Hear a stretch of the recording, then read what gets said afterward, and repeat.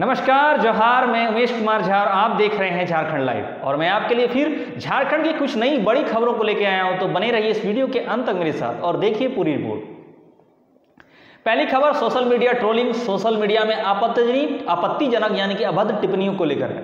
Internet media पर आपत्तिजनक टिप्पणी के लिए सजा का प्रावधान होने के बावजूद फेसबुक और ट्विटर पर अमर्यादित टिप्पणियां यानी कि अभद्र टिप्पणियों का भरमार है। राज्य के कई नेताओं के फेसबुक और ट्विटर अकाउंट के कमेंट बॉक्स में इससे भरे पड़े कमेंट, अभद्र कमेंट भरे पड़े हैं। ऐसी अभद्र टिप्पणी और वीडियो चर्चा के साथ साथ तनाव का भी वजह बनती है। आपको बता दूं, मुख्यमंत्री हेमंत सोरेन को लेकर एक ऐसा ही वीडियो पोस्ट चर्चा में है जिसमें एक युवती अपशब्दों का प्रयोग करते हुए अपनी प्रतिक्रिया व्यक्त कर रही है। इसी तरह मंत्री मिथिलेश ठाकुर को लेकर एक आपत्तिजनक पोस्ट और आरोप प्रत्यारोप चल रहा है। यह स्थिति तब है जब शिकायतें मिलने के बाद कानूनी कार्रवाई की जा सकती है। इसके बावजूद यह सिलसिला थम नहीं रहा है। आश्चर्यजनक यह भी है कि ऐसा करने वालों का समर्थन भी बड़े पैमाने पर देखा जा रहा है। आपत्तिजनक टिप्पणी करने वाले कुछ लोगों पर आईटी एक्ट के तहत पहले भी कार्रवाई होती रही है। पूर्व विधायक और भाजपा के प्रदेश प्रवक्ता कुणाल सारंगी अमर्यादित टिप्पणी की बढ़ती प्रवृत्ति को यानी कि अभद्र कमेंट की बढ़ती टिप्पणी को गलत बताते हुए कहते हैं कि इसके लिए कोई स्थान नहीं होना चाहिए। नीतिगत मसलों पर विरोध या किसी भी मामले पर प्रतिक्रिया शालीनता से दिया जाना चाहिए। लोकतंत्र में सरकार के गलत निर्णयों का जोरदार विरोध तार्किक व कड़े तेवर से जरूर हो, लेकिन अपशब्दों का प्रयोग कतई उचित नहीं है। आप ऐसी भाषा का प्रयोग चाहे वह किसी भी दल का हो, आप नहीं कर सकते हैं, ये गलत है। इंटरनेट मीडिया पर अपशब्दों के प्रयोग पर राज्य के पूर्व पुलिस महानिदेशक एमवी राव ने भी प्रतिक्रिया व्यक्त की है। इसे लेकर उन्होंने ट्वीट किया है कि इस मामले पर बोलने का ना तो मुझे कोई अधिकार है ना औचित्य है, केवल दो बातें रखने का मौका चाहता हूं। लोकतंत्र में बोलने एवं आंदोलन करने का संवैधानिक अधिकार है, लेकिन शालीनता का हद लांघने पर बोलने का तथा हिंसात्मक होने पर आंदोलन का अधिकार खत्म हो जाता है। आईटी एक्ट 66 की धाराओं के तहत ऐसी मामलों में शिकायत करने के बाद कार्रवाई का प्रावधान है। राज्य में इससे जुड़ी शिकायतों पर कई केस भी दर्ज हुए हैं। अगली खबर देवघर से। देवघर के मथुरापुर स्टेशन के आउटर सिग्नल के पास गुरुवार को जीआरपी ने एक युवक का शव बरामद किया, जिससे इलाके में हड़कंप मच गया। युवक देवघर जिले के पाथरोल क्षेत्र के जेरुआ गांव का रहने वाला था। उसका नाम त्रिलोकी रामानी बताया जा रहा है। स्वजनों ने उसकी हत्या की आशंका जताई है। मृतक के चाचा ने जसीडीह रेल थाना को दिए गए आवेदन में कहा है कि बीते बुधवार को मृतक त्रिलोकी अपने चाचा मेघनाथ रामानी के साथ रामनवमी का मेला देखकर वापस लौट रहे थे। इसी दौरान त्रिलोकी के फोन पर एक फोन कॉल आई। मोबाइल पर बात करने के बाद युवक बूढ़ी कूढ़ा मोड़ पर बाइक से उतर गया। इससे अपने चाचा से कल सुबह पर घर आने की भी बात कही। उसने चाचा से घर के आने की बात कही। इसी बीच सुबह जानकारी मिली कि त्रिलोकी का शव रेलवे के किनारे पड़ा हुआ है। युवक के परिवार ने बताया कि युवक बूढ़ीगुड़ा गांव की एक लड़की से लंबे समय से मोबाइल पर बातचीत करता था, जिससे लड़की के स्वजनों को काफी आक्रोश था, काफी गुस्सा था और उन्होंने आशंका जताते हुए कहा कि लड़की के परिवार वालों ने ही युवक की हत्या की है। हत्या के बाद साक्ष्य छिपाने के लिए युवक के शव को पटरी पर डाल दिया गया, जिससे किसी अज्ञात ट्रेन की चपेट में आकर उसके शरीर के 2 टुकड़े हो गए। स्वजन ने बताया कि पूर्व में आरोपियों के स्वजन मृतक त्रिलोकी के पास से मोटरसाइकिल मांग कर ले गए थे। इस दौरान दुर्घटना में एक युवक मौत हो गई थी और इसके बाद आरोपी के स्वजन की ओर से बदला लेने की धमकी भी दी गई थी। इसी कारण उसकी हत्या कर दी गई है। घटना को लेकर जसीडीह रेल थाना में हत्या का मामला दर्ज किया गया है। वहीं पुलिस ने मृतक की जेब से एक सुसाइड नोट बरामद किया है, जिसमें उसने लिखा है कि वह एक लड़की से प्रेम करता है, उसके बिना वह जी नहीं सकता, उसके घर वाले उसे शादी नहीं करने दिए, इसी कारण वह घर छोड़कर जा रहा है और हो सकता है कि घर वापस ही ना आए। पुलिस मामले से जुड़े सभी बिंदुओं की गहन जांच कर रही है। अब मामला हत्या का है या सुसाइड का, ये तो बाद में पता चलेगा। जसीडीह रेल थाना प्रभारी पीपी कुशवाहा ने बताया कि पुलिस का पोस्टमार्टम रिपोर्ट का इंतजार है, ताकि ये स्पष्ट हो जाए कि उसकी हत्या हुई है। मृतक के स्वजनों ने हत्या का आरोप लगाया है। मृतक के पास से एक सुसाइड नोट बरामद किया गया। ये दोनों मामले को उलझा रहे हैं। मामले की जांच की जा रही है। पोस्टमार्टम रिपोर्ट आने के बाद ही स्पष्ट हो जाएगा कि हत्या है या फिर आत्महत्या। अगली खबर झारखंड में उत्पाद एवं मद्य निषेध विभाग के कारोबार की है। उत्पाद एवं मद्य निषेध विभाग ने अलग राज्य बनने के बाद राजस्व प्राप्ति में अब तक के राजस्व के सभी आंकड़ों को पीछे छोड़ दिया है। विभाग ने वित्त वर्ष 2022-23 में 30 मार्च तक 2054 करोड़ रुपए का राजस्व हासिल कर लिया है। अब तक का सर्वाधिक पूर्व स्कोर यानी कि राजस्व वित्त वर्ष 2019-20 में था, तब विभाग को 2009.19 करोड़ रुपए का राजस्व मिला था। उत्पाद विभाग ने आगामी वित्तीय वर्ष 2023-24 के लिए 2360 यानी कि 2360 करोड़ रुपए का राजस्व लक्ष्य रखा है और इसके लिए सब कुछ पूरी तरह व्यवस्थित करने की तैयारी चल रही है। विभाग के अधिकारी सूत्रों के अनुसार राज्य में शराब की बिक्री के लिए मैन पावर उपलब्ध कराने वाली पूर्व की चारों प्लेसमेंट एजेंसियों की बैंक गारंटी जब्त करने के बाद उन्हें निविदा से बाहर कर दिया गया है। राज्य में शराब की बिक्री झारखंड राज्य बेवरेज कॉरपोरेशन लिमिटेड यानी JSBCL के माध्यम से हो रही है। JSBCL ने मैन पावर उपलब्ध कराने वाली कंपनियों के लिए निविदा निकाली है। इसके माध्यम से राज्य के 7 जोन में नई कंपनियां आ चुकी है जो आगामी वित्तीय वर्ष में उस जोन में मैन पावर उपलब्ध कराएंगी। शेष जोन में भी कंपनियों के चयन की प्रक्रिया चल रही है और उम्मीद है कि बहुत जल्द ही वहां भी मैन पावर की समस्या का समाधान हो जाएगा। विभागीय अधिकारियों ने बताया कि आगामी वित्तीय वर्ष में शराब की आपूर्ति सामान्य होगी। पूर्व में जो भी समस्याएं आ रही थी उन्हें दूर करने की पूरी कोशिश हुई है।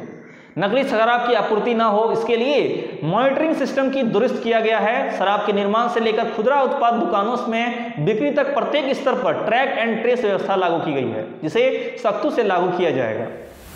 अगली खबर स्वास्थ्य संस्थाओं को लेकर है। राज्य सरकार अपने स्वास्थ्य संस्थाओं के अनुदान को लेकर मॉडल गाइडलाइन तैयार कर रही है। इसके तहत अब उन संस्थानों तथा सोसाइटी को भी आर्थिक सहायता के रूप में अनुदान दिया जाएगा जिसे अभी तक विभाग से कोई अनुदान नहीं मिलता था। वर्तमान में ये संस्थान और सोसाइटी सीधे स्वास्थ्य विभाग के अधीन संचालित हो रहे हैं और मॉडल गाइडलाइन में इनके अनुदान को लेकर प्रावधान किए गए हैं ताकि उसके बाद इन्हें भी अनुदान राशि मिलेगी। दरअसल राज्य सरकार ने स्वास्थ्य विभाग के विभिन्न छोटे बड़े संस्थानों तथा सोसाइटी को अनुदान देने का निर्णय लिया है। यह अनुदान संबंधित संस्थानों के भवन निर्माण, विस्तारीकरण, मरम्मति से लेकर अन्य कई कार्यों के लिए दिया जाएगा जिसमें मशीन, उपकरण, फर्नीचर खरीदना और कर्मचारियों की नियुक्ति इत्यादि ये सारा सब कुछ शामिल है। राज्य सरकार ने आगामी वित्तीय वर्ष के बजट में भी इसका प्रावधान किया है। हालांकि वित्तीय वर्ष 2023-24 के लिए महज 10 करोड़ रुपए का प्रावधान बजट में किया गया है।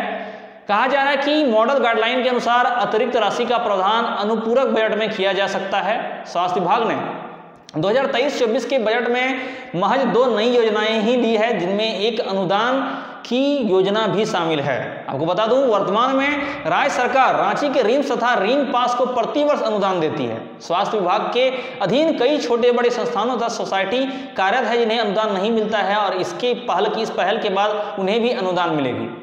अब ऐसे संस्थान को अनुदान देकर एक तरह से उन्हें स्वायत्तता यानी कि खुद सत्ता में अपने एक स्वामित्व वाला प्रदान करने का प्रयास किया जाएगा। स्वास्थ्य विभाग से स्वास्थ्य विभाग में ऐसे संस्थान हैं जो जर्जर अवस्था में हैं, बुरी अवस्था में हैं, जिन्हें अनुदान मिलने के बाद उनका भी कार्यकाल परिवर्तन होगा और उनमें विकास देखा जाएगा। अगली खबर धनबाद से है। धनबाद में वायु प्रदूषण के बाद जल प्रदूषण की मौजूदा स्थिति पर केंद्रीय प्रदूषण नियंत्रण बोर्ड CPCB यानी सेंट्रल प्रदूषण बोर्ड ने संज्ञान लिया है। CPCB ने धनबाद में जल संकट का हवाला देते हुए तालाब एवं कुआं दोनों में प्रदूषण के स्तर और रिपेयरिंग का ब्यौरा मांगा है। इसको लेकर झारखंड राज्य प्रदूषण नियंत्रण बोर्ड के सदस्य सचिव को पत्र लिखकर धनबाद से मिली शिकायतों पर स्थिति स्पष्ट करने का निर्देश दिया है।